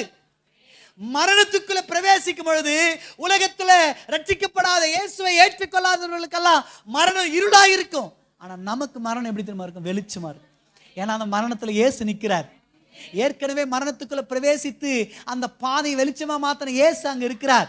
அல்லேலூயா. மரணத்தால் நம்மளை கட்ட முடியாது. எல்லா மனிதர்களையும் கட்டி நரகத்துக்கு கொண்டு போன மரணம் உங்களை என்னையும் கட்ட முடியாது. ஏன் தெரியுமா? அந்த கட்டை அவர் உடைத்து விட்டார். நம்ம மரணத்துக்குள்ள ஒரு வேளை பிரவேசிக்கிறோம்னா அந்த மரணத்தின் வழியா நம்ம ஏசப்பா கிட்ட போயிடுவோம். ஆமென். அல்லேலூயா. அல்லேலூயா. சத்தமா ஒரு ஸ்தோத்திரம் பண்ணுங்க. சத்துருவான் மரணம்ன்றதுனாதுங்க, அந்த சத்துருடைய தலையை தான் கர்த்தர் கல்வாரி சிலுவையில் நசுக்கி. இந்த குட் ஃப்ரைடே ஆராதனை நமக்கெல்லாம் துக்க நாளுன்னு சொல்லி எல்லா சபையிலும் துக்க கஞ்சி குடிப்பாங்க பாருங்க. பாதாளத்தில் ஒரே கேக்கெல்லாம் வெட்டி பயங்கர செலிப்ரேஷன் பாருங்க. ஏன்னா முடிஞ்சிச்சு, எதிரியை முஷ்டம் அப்படின்னு பிசாசு போய் ஒரே கேக்கெல்லாம் வெட்டலாம்னு போனா, கவனிங்க, கேக் வெட்டுற நேரத்தில் கல்வாரி சிலுவையில் அவர் ஜீவனை தந்து அவன் தலைவர் தலை காணோம். தலைவர் தலை வெறும் உடம்பு வச்சுன்னு ஆட்டின்னு இருக்கிறாரு. ஒன்றும் பண்ண முடியாது, வேஸ்ட்டு. இங்கே பாருங்க, இந்த பூனை தன் குட்டிங்களுக்கெல்லாம் எப்படி சாப்பிட சொல்லி தரும் தெரியுங்களா? இது என்ன பண்ணுமா? பூனை குட்டிங்கெல்லாம் வா போகலான்னு தைரியமாக கூட்டு போகும்போது எலி வந்த உடனே குட்டிங்கெல்லாம் பார்த்து அம்மா பின்னாடி ஒழிஞ்சுக்கும் பயந்து போய். பூனை என்ன பண்ணுன்னா, நீ பயப்படாது இப்போ பாரு அப்படின்னு சொல்லி அதுங்களுக்கு தெரியாமல் நைஸாக போய் எலியோடைய தலையை நறுக்குன்னு கச்சிட்டு விட்டுரும். விட்ட உடனே எலி நல்லா ஆழமாக கச்சவன, அவ்வளோதான், அது கொஞ்சம் உயிர் தான் இருக்கும், அப்படியே பத்து நிற்கும். அது சொல்லும் இப்போ போய் எலியை அடித்து சாப்பிடணும். நான் போல அப்படின்னா இல்லை போ அப்படின்னோடனே இதுங்க போய் மெதுவாக அந்த எலியை தொட்டோடனே துடிக்குமா, பயந்து போய் உடையாந்துரும். போனீங்க திரும்ப இல்லை போ போ அப்படின்னு பாருங்க. போயிட்டு மெதுவாக தொடும்போது அது ஆல்மோஸ்ட் அது முடிஞ்சிட்டு இருக்கும் அந்த எலியினுடைய கதை. இப்போ தொட்ட உடனே எதுவும் பண்ணாது. உடனே அடிச்சு அதை சாப்பிட்டு நான் என்ன பண்ணிட்டேன், எலியை கொன்னுட்டேன் அப்படின்ற ஒரு தைரியம் வரும். அடுத்த முறை அம்மா தேவையில்லை, எலிகளே போய் முடிச்சிடும். அந்த மாதிரி தான் சிலுவையில் பூனை போய் எலியை முடிச்சிடும். ஆமேன். இல்லை நீங்களாம் கொஞ்சம் இன்ட்ரெஸ்டாக பார்க்கறதுனால நான் பூனை எலி கதையை சொல்லுங்க. நமக்கு பூனை கதை எலி கதை முக்கியம் இல்லை, இயேசுவின் கதை தான் முக்கியம். ஆமேன் சொல்லுங்க. கவனிங்க அருமையானவர்களே, இயேசு ஏற்கனவே சிலுவையில் பிசாசின் தலையை முடிச்சிட்டார், கதையை முடிச்சிட்டார். இப்போ அவன் வந்து கையை வச்சுன்னு காலை வச்சுன்னு அதாவது துடிச்சுனுக்கிறான். நம்ம என்ன நினச்சினுக்கிறோம், அவன் நமக்கு விரோதமாக செயல்படுறான்னு நினச்சிக்கிறோம். இல்லைங்க, முடிஞ்சிச்சுங்க அவங்க கதை. ஆமேன். அவன் சத்ருவை தலையை நசுக்கினார், அவர் சத்ருவின் தலையை நசுக்கினார், சாவின் கூரை உடைத்து விட்டார். அல்லேலூயா, ஆமேன். அதனால தான் நம்ம எல்லாரும் சேர்ந்து பாடுறோம், மரணமே கூரெங்கே, பாதாள முஞ்சயம் எங்கே, சாவையும் பேயையும் நோயையும் ஜெயித்தார், சபையோரே துதி பாடுங்களே, உயிர் தெழுந்தாரே அல்லேலூயா, ஜெயித்தெழும். இங்க பாருங்க, நம்ம அப்படியே எடுத்துக்கொள்ளப்படுறோமோ அல்லது பிசிக்கலா நமக்கு ஒரு மரணம் வருமோ, இந்த மரணம் கிறிஸ்துவுக்குள்ள இருக்கணும். கிறிஸ்துவுக்குள்ள இருக்கணும்னா உங்க வாழ்க்கையில ஆவிக்குரிய மரணம் வந்திருக்க கூடாது. இயேசு இந்த ஆவிக்குரிய மரணத்தை ஜெயித்திருக்கிறார். சரீர பிரகாரமான மரணத்தையும் அவர் என்ன பண்ணியிருக்கிறார், நான் ஜெயித்திருக்கிறேன். மூணாவது நான் சொல்லி முடிக்கிறேன். மூணாவது என்ன மரணம் தெரியுமா? 2ஆம் மரணமா? என்னங்க சொல்லுங்க. நான் அதை மட்டும் சொல்லிடுறேன். எங்க இருக்குன்னா வெளிப்படுத்தல் 20:14. அப்பொழுது மரணமும் பாதாளமும் அக்கினி கடலிலே தள்ளப்பட்டன, இது 2ஆம் மரணம். எல்லாம் சொல்லுங்க, என்னதுங்க? என்ன கவனிங்க, ஒரு நிமிஷம் எல்லாரும் என்ன பார்த்துருங்க, இது கவனிக்கலாம் புரியாது. முதல்ல உங்களுக்கு சொன்ன ஆவிக்குரிய மரணம். ஆவிக்குரிய மரணம்ன்றது என்னது? தேவனை விட்டு பிரியுது. நம்ம சர்ச்சுக்கு வரலாம், ஆனால் பாவம் நமக்குள்ள இருந்துச்சுன்னா ஆண்டவருக்கு நமக்கு எந்த கனெக்ஷனும் இருக்காது. ஆண்டு நம்ம கூட செயல்பட மாட்டார், நம்ம கூட பேச மாட்டார். நம்ம என்ன வேணா பண்ணலாம், கொடுக்கலாம், பாடலாம், துதிக்கலாம், பிரசங்கிக்கலாம், பிரசங்கத்தை கேட்கலாம், என்ன வேணா பண்ணலாம், சர்ச்சுக்குள்ளேயே 24 மணி நேரம் உட்காந்துக்கலாம். ஆனால் பாவம் இருந்துச்சுன்னா கடவுள் நம்ம கூட இருக்க மாட்டார். கடவுள் இல்லாத ஒரு வாழ்க்கை தான் ஸ்பிரிச்சுவல் மரணம். ஆமேன். அது இருந்துச்சுன்னா கிறிஸ்துவுக்குள்ள நம்மளால என்ன பண்ண முடியாதுன்னா வெற்றியா முடிக்க முடியாது. புரியுதுங்களா? சொல்லுங்க. 2வது மரணம்னு ஒன்று இருக்கு. அது என்னன்னா, இந்த பிசிக்கலா உலகத்தில் எல்லாரும் மறிக்கிறாங்கல்ல, மறிக்கிறாங்க பாருங்க. இவங்கெல்லாம் ஒரு நாள்ல உயிர் தெழுவாங்க. 2 உயிர்த்தெழுதல் இருக்கு. ஒன்று, கிறிஸ்துவுக்குள்ள மறித்தவர்கள் முதலாவது உயிரோடு கூட எழுவாங்க. நம்ம எல்லாம் அப்படியே ஆவிக்குள், இப்போ நம்ம ஆண்டு இப்போ வந்துட்டாருன்னா நம்மளாம் மறுரூபம் ஆயிடுவோம். இயேசுக்குள்ள மறிச்சிருக்கிறாங்க பாருங்க. யாருன்னா நம்ம ஜெலேந்திரையாவுடைய அம்மா, அதுக்கப்புறம் நம்ம குட்டியானாவுடைய அம்மா, இவங்கெல்லாம் இருக்கிறாங்க பாருங்க. இவங்களாம் இயேசுக்குள்ள மறிச்சிருக்காங்க. இவங்கெல்லாம் முதல்ல எழுந்துருவாங்க, உயிரோடு எழுந்து ஏசப்பா கிட்ட போயிடுவாங்க. அப்புறம் நம்மளாம் அவங்க கிட்ட போவோம், அவங்களெல்லாம் முகமுகமாக பார்ப்போம். இது முதலாம் உயிர்த்தெழுதல். இதே மாதிரி 2ஆம் உயிர்த்தெழுதல் ஒன்று இருக்கு. அது யாருன்னா, அதாவது இயேசுவை அறியாதவங்க இருக்கிறாங்க பாருங்க. அவங்களாம் ஏற்கனவே மறிச்சிருக்கிறாங்க இல்லையா, அவங்களாம் ஒரு நாள் மரணம் அடைய போறாங்க இல்லையா, அவங்கள இயேசு உயிரோடு எழுப்புவார். எழுப்பி நியாய தீர்ப்புக்கு நேராக கொண்டு வந்து நிறுத்துவார். சிங்காசனத்துக்கு முன்பதாக எல்லாம் நிற்பாங்க. நின்று அங்க மிகப்பெரிய ஒரு ஜட்ஜ்மெண்ட் நடக்கும், மிகப்பெரிய ஒரு நியாய தீர்ப்பு நடக்கும். வெளிப்படுத்தல் நீங்க பாத்தீங்கன்னா அங்கே புஸ்தகங்கள் திறக்கப்பட்டன அப்படின்னு, அதோடு கூட வேறொரு புஸ்தகம் அப்படின்னா ஜீவ புஸ்தகம் திறக்கப்பட்டதுன்னு எழுதப்பட்டிருக்கு. இங்க பாருங்க 20:14 நினைக்கிறேன். நீங்க அந்த வசனத்தை எடுத்துங்க, எல்லாருமே எடுங்களேன். அக்கா படிங்கக்கா. மரித்தோராகிய சிறியோரையும் பெரியோரையும் தேவனுக்கு முன்பாக நிற்க கண்டேன். அப்பொழுது புஸ்தகங்கள் திறக்கப்பட்டன, ஜீவ புஸ்தகம் என்னும் வேறொரு புஸ்தகம் திறக்கப்பட்டது. அப்பொழுது அந்த புஸ்தகங்களில் எழுதப்பட்டவைகளின் படியே மரித்தோர் தங்கள் கிரியைகளுக்கு தக்கதாக நியாய தீர்ப்பு அடைந்தார்கள். இங்க பாருங்க 13 பாருங்க. சமுத்திரம் தண்ணில் உள்ள மரித்தோரை ஒப்புவித்தது, மரணமும் பாதாளமும் தங்களில் உள்ள மரித்தோரை ஒப்புவித்தன, யாவரும் தங்கள் கிரியைகளின் படியே நியாய தீர்ப்பு அடைந்தார்கள் அப்படின்னு பாக்குறோம். இங்க பாருங்க, இங்க ஒரு நியாய தீர்ப்பு நடக்குது. எல்லாரும் இங்க பாருங்க, உயிரோடு கிறிஸ்துவுக்குள்ள உயிரோடு எழுந்த நம்மளும் கிறிஸ்துவ அறியாம உயிரோடு எழுந்தாங்க பாருங்க. எல்லாரும் சிங்காசனத்துக்கு முன்பாக நிற்கணும்.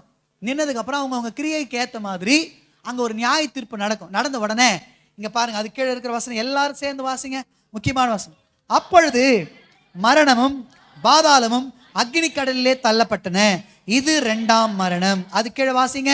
ஜீவ புத்தகத்தில் எழுதப்பட்டவனாக காணப்படாதவன் எவனோ, அப்படின்னா என்ன அர்த்தம்னா, ஜீவ புத்தகத்துல பேர் இல்லாதவன் எவனோ, இயேசுவை ஏற்றுக்கொள்ளாதவன் எவனோ, எவன் பாவம் இல்லாம பரிசுத்தமா வாழ்கிறானோ, எவன் இயேசுவின் ரத்தத்தால கழுவப்பட்டிருக்கிறானோ அவன் தள்ளப்பட மாட்டான்.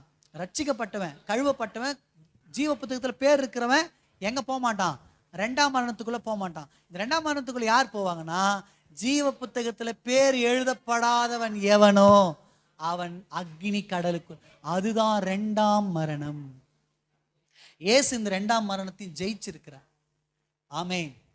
நீங்களும் நானும் அந்த மரணத்தை ஜெயிக்கணும்னு கர்த்தர் விரும்புகிறார். 2ஆம் மரணத்துக்கு நம்ம போயிடக்கூடாது.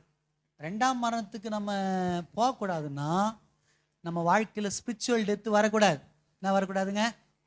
சொல்லுங்க. இன்னொரு 5 நிமிஷம் தான் இருக்கு, முடிச்சிடுறேன். சொல்லுங்க, சத்தமா சத்தமா சொல்லுங்க. இந்த வார்த்தையை பேசுங்க. ஸ்பிரிச்சுவல் டெத்து வரக்கூடாது. ஸ்பிரிச்சுவல் டெத்து வரலையானா தான் உங்க பிசிக்கல் டெத்துல நீங்க எப்படி இருப்பீங்க தெரியுமா? கிறிஸ்துவுக்குள்ள மரிப்பீங்க, அல்லது கிறிஸ்து வரும்பொழுது உயிர் தெழுவீங்க, கிறிஸ்து வரும்பொழுது மறுரூபமாக்கப்படுவீங்க. இப்படி ஆனாதான் அந்த நியாய தீர்ப்புல உங்க புத்தகங்கள்லாம் திறக்கப்படும் பொழுது ஜீவ புத்தகத்துல உங்க பேர் எழுதப்பட்டிருக்கும். பேர் எழுதப்பட்டவர்கள் அவர் அவர் ஏற்படுத்தியிருக்கிற அந்த பரலோக ராஜ்யத்துக்குள்ள பிரவேசிப்பாங்க. கிறிஸ்துவுடனே கூட என்ன பண்ணுவாங்க? பிரவேசிப்பாங்க. பேர் எழுதப்படாதவன் எவனோ அவன் 2ஆம், அவன் ஏற்கனவே மரிச்சுதான் இப்ப நியாய தீர்ப்புக்கு வந்து நின்னுக்கிறான்.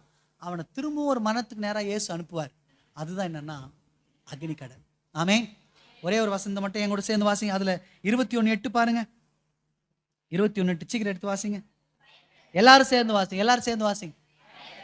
பயப்படுகிறவர்களும் அவிசுவாசிகளும் அருவருப்பானவர்களும் கொலைபாதகரும் விபச்சாரக்காரரும் சூனியக்காரரும் விக்கிரக ஆராதனைக்காரரும் பொய்யர் அனைவரும் 2ஆம் மரணமாகிய அக்னியும் கந்தகமும் எரிகிற கடலிலே பங்கடைவார்கள் என்றார். ஆமென், ஆமென். இந்த 2ஆம் மரணத்தை நம்ம என்ன பண்ணோம்? ஜெயிக்க. மொத்தம் எத்தனை மரணம்? ஸ்பிரிச்சுவல், பிசிக்கல், அப்புறம் செகண்ட். இது மூணுத்தையும் நம்ம ஜெயிக்கும் பொழுதுதான் என்ன பண்ணப்படுவோம் தெரியுமா? இயேசுவை போல ஜீவனுள்ளவர்களா நம்ம மாறும். சதா காலமும் உயிரோடு இருக்கிறவர்களா நம்ம மாற முடியும். நித்திய ஜீவனை பெற முடியும். ஆமென். ஒன்னே ஒன்று தாங்க. இங்க பாருங்க, முந்தின ஆதாம் கீழ்ப்படியாம பாவத்தை பெற்று மரணத்தை ஏற்றுக்கொண்டார். 2ஆம் ஆதாமாகிய இயேசு கீழ்ப்படிந்தவராக, பிலிப்பியர் 2ஆம் அதிகாரத்தில் எழுதப்பட்டிருக்கு, அவர் மரண பந்தியம் தன்னை கீழ்ப்படுத்தினவராக அவர் என்ன பண்றாரு? தன்னை ஒப்பு கொடுக்கிறார். அதனால அவர் அந்த ஜெயத்தை பெற்றுக்கொண்டார். நமக்கு அந்த ஜெயத்தை வாங்கி கொடுத்துருக்கு. அவரை போல நம்மளும் என்ன பண்ணோம்னா கீழ்ப்படியணும். வசனத்துக்கு என்ன பண்ணோம் சொன்னா நம்ப மாட்டீங்க. பைபிள் ஒரு வசனத்தை பார்த்து ஷாக் ஆகிட்டேன். என்ன தெரியுமா? வைஃபை திட்டினியானா, வைஃபோட சண்டை போட்டியானா, வைஃபை பயங்கரமா நீ இது பண்ணினா உனக்கு மரணடான்னு. பார்த்தீங்களா? சகோதரனோட நீ நீ ஒப்புரவாகாமல் இருந்தேன்னா உனக்கு மரணம்னு. அதெல்லாம் பாவம். நான் படிச்சு ஷாக் ஆகிட்டேன். வைஃப் எதனா திட்டுனா நைஸாக போய் கேட்டு அப்பப்போ கொஞ்சம் ஒப்புரவாயிடுங்க சீக்கிரத்தில். ஆமே. யாருக்கிட்ட பேசாமல் இருக்கிறீங்களா? யாருக்கிட்ட சண்டை போட்டிருக்கீங்களா? அவங்க பண்ணது தான் அநியாயம், எனக்கு தெரியும். உங்கள் மேலே ஒரு தப்பும் இல்லை. ஆனால் நான் என்ன சொல்கிறேன், நீங்கள் போய் ஒப்புரவாயிடுங்க. ஏன்னா ஆண்டவர் உங்களை விட்டு பிரிஞ்சிடக்கூடாது. அது உங்கள் வாழ்க்கையில் பாவமாகி பாவம் இருக்கிற இடத்துல அவர் வரமாட்டார் இல்லையா? உங்கள் வாழ்க்கை அப்படி ஆகிடக்கூடாது. ஆமேன். இன்னைக்கு கர்த்தருடைய வசனம் உங்களுக்கு புறப்பட்டு வந்திருக்கு. நீங்கள் என்ன பண்ணணும்? நம்ம கீழ்ப்படிணும். இயேசுவை போல நாங்கள் பண்ணோம், கீழ்ப்படிஞ்சு இந்த மரணத்தை நம்ம என்ன பண்ணுங்க? இயேசு ஜெயிச்சிருக்கிறாரா? யோவான் கிட்ட சொல்ற, நான் ஜெயிச்சேன், உன்னை ஜெயிக்கும்படி கொண்டு வந்திருக்கிறேன், உன்னை நான் ஜெயிக்க வைப்பேன்றார். ஆமேன். யோவானை ஜெயிக்க வைத்தவர் இன்றைக்கு இந்த சபையில் இருக்கிற ஒவ்வொருவரையும் ஜெயிக்கும்படி அவர் வந்திருக்கிறார். கண்களை மூடி எல்லாம் முழங்கால் பண்ணிட்டு கேட்ட வசனங்களுக்கு அப்படியே எல்லாம் ஒப்பு கொடுக்கலாமா? ஹல்லேலூயா, உயிர்த்தெழுந்தாரே, அல்லேலூயா, ஜெயித்தெழுந்தாரே, உயிருடன் எழுந்த மீட்பரேசு என் சொந்தமானாரே. உயிருடன் எழுந்த மீட்பரேசு என் சொந்தமானாரே. உயிர்த்தெழுந்தாரே மரணமே கூரெங்கே, பாதாளமுன் ஜெயமே. சத்தத்தை உயர்த்தி பாடுங்க. மரணமே கூரெங்கே, பாதாளமுன் ஜெயமெங்கே. பேயையும் சாவையும் ஜெயித்தார் சபையோரே பாடுங்களே. நோயையும் பேயையும் சாவையும் ஜெயித்தார் சபையோரே துதி பாடுங்களே. உயிர்த்தெழுந்தாரே அல்லேலூயா, ஜெயித்தெழுந்தாரே. உயிருடன் எழுந்த மீட்பரேசு என் சொந்தமானார். சபையே, யோவானுக்கு இயேசு ஒன்றத்தை சொல்லிக் கொடுக்கிறார். என்னன்னா, மரித்தேன், சதா காலங்களில் நான் உயிரோடு. அப்படின்னா என்ன அர்த்தம் தெரியுமா? மரண பயத்தில் இருக்கிற யோவானுக்கு கர்த்தர் ஒன்று சொல்லுகிறார். மரணத்தை நான் ஜெயித்தேன், மரணத்தை நான் ஜெயமாக விழுங்கினேன். மரண பயத்தில் இருக்கிற ஒவ்வொருவரையும் விடுவிக்கும்படி நான் மரணத்தை ஜெயித்தவராக உயிரோடு கூட எழுந்தேன் என்று கர்த்தர் அங்கே யோவானுக்கு வெளிப்படுத்துகிறார். அதே வார்த்தையில இன்றைக்கு சபைக்கு தன்னை வெளிப்படுத்துகிறார். அவர் மரணத்துக்கும் பாதாளத்துக்கும் உரிய திறவுகோலை உடையவர். ஒரு மரணமும் உங்களை ஒன்றும் செய்யாதுங்க. ஒரு தீங்கு உங்களை ஒன்றும் செய்யாதுங்க. ஒரு மந்திரமும் தந்திரமும் உங்களை ஒன்றும் செய்யாதுங்க. காரணம், இயேசு மரணத்துக்குரிய பாதாளத்துக்குரிய திறவுகோலை உடையவரா இருக்கிறார். உங்க கால் தூசியை கூட ஒருவனால ஒன்று செய்ய முடியாது. அல்லேலூயா.